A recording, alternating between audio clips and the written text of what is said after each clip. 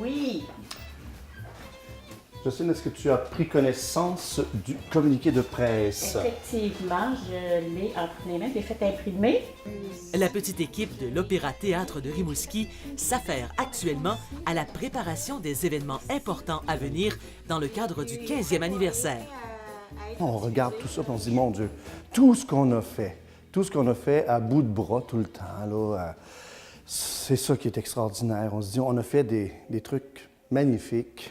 On a fait des productions extraordinaires, j'arrête pas de le dire, avec presque pas de sous, mais de qualité, autant comme l'Opéra de Montréal, l'Opéra de Québec. Donc, c'est une personne qui a voulu avoir une de nos affiches, quelques-unes au fait, et puis elle les a fait encadrer, et puis elle nous les a offerts. C'est très gentil. C'est magnifique, hein? On va faire un grand souper-concert, là, très bientôt, avec des artistes qui ont fait leur début ici à Rimouski, qui ont utilisé le tremplin de l'Opéra de Rimouski pour ensuite aller chanter sur les scènes internationales. C'est un peu ça le but de l'Opéra de Rimouski, hein? Être un tremplin pour la jeune relève. Et ça n'a pas changé depuis les 15 dernières années. La plupart des jeunes artistes n'arrivent pas à décrocher tout de suite un rôle en sortant du conservatoire ou de nos grandes institutions d'enseignement. Donc, ce qu'ils font, ben, ils auditionnent pour l'Opéra de Rimouski parce qu'ils savent que l'Opéra de Rimouski leur donne un environnement, puis les entoure, on les encadre. On leur donne tout ce qu'il faut. Un orchestre symphonique, on leur donne le meilleur chef, les décors, les costumes, les décors comme à l'ancienne. Une grosse équipe de bénévoles travaille pendant de longues semaines pour la construction des décors de chaque production.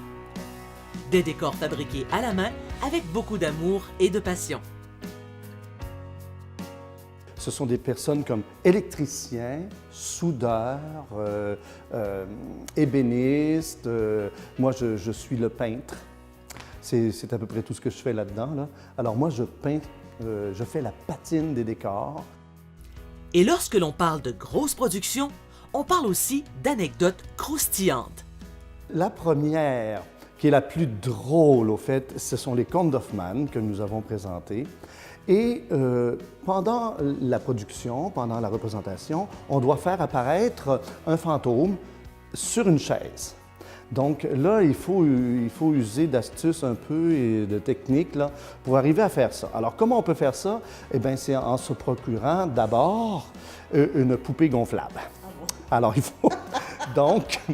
faut se procurer une poupée gonflable qu'on va recouvrir, oui, pour la forme humaine, et qu'on va recouvrir, évidemment, d'un drap.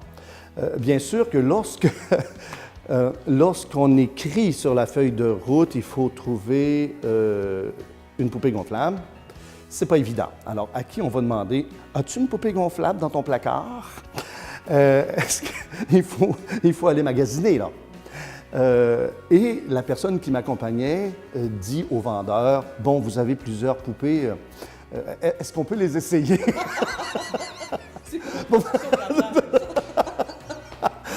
Alors, c'est évident et ça ne se termine pas là, parce qu'après avoir acheté, on a dit, bon, achetons-la et puis on va l'essayer, on verra ce que ça donne. Et puis, malheureusement, la poupée ne répondait pas vraiment à nos exigences scéniques. Donc, il a fallu attacher les jambes et les bras, parce que là, elle avait les... Bon, voilà, hein, vous imaginez? Voilà. Donc, on a bien fait, on a connecté la pompe à air et tout, parce que pour que voilà, la poupée gonfle et puis que ça donne un effet visuel intéressant. Mais le soir de la générale, un des solistes a détaché les jambes de la poupée, du fantôme. Et en gonflant, les jambes se sont levées dans les airs. Et là, ça a été le rire général. Et lorsque le rideau s'ouvre, eh bien là, tout se met en marche.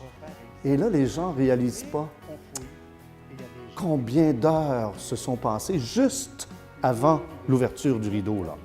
les maquillages, la coiffure, les costumes.